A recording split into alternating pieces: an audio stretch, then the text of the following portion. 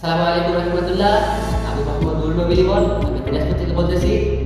আজকে আমি floor test রিলের মাধ্যমে পানির পাম্পকে অটোমেটিক কন্ট্রোল করার জন্য সার্কিট তৈরি করেছি। সার্কিটের প্রয়োজনীয় ইকুইপমেন্টগুলো হচ্ছে আমাদের floor test relay, magnetic conductor, selector switch, on switch push, off switch push.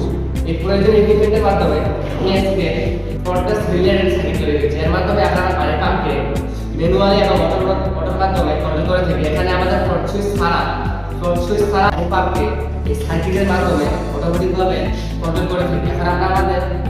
এখন আমি আমার সার্কিটে পাওয়ার দেওয়ার মাধ্যমে ফ্রন্ট সুইচ রিলে মাধ্যমে পানির পাম্প অটোমেটিক কন্ট্রোল করব। সেটা সুইচকে ম্যানুয়ালে রেখে আমার সার্কিটকে চেক করব। ম্যানুয়ালি এখন আপনার সেফটি সুইচকে অটোতে সিলেক্ট করে পানির পাম্পকে অটোমেটিক কন্ট্রোল করার জন্য আমাদের E1 E2 E3 কে আমাদের পানির ট্যাঙ্কির মধ্যে প্রবেশ করাতে হবে। এর ফলে আমাদের E1 সবসময় ট্যাঙ্কির নিচে থাকবে। ট্যাঙ্কির নিচ পজিশনে আমাদের E1 থাকবে, ট্যাঙ্কির মাঝ পজিশনে আমাদের E2 থাকবে, ট্যাঙ্কির শুরুতে আমাদের E1 থাকবে।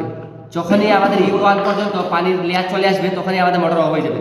যখনই আমাদের E1 এর উপরে থাকবে এবং পানির লেয়ার নিচে যাবে, E1 কে যখনই আমাদের পানির লেয়ার পাস করবে মোটর আবার পুনরায় আমাদের চালু হয়ে যাবে।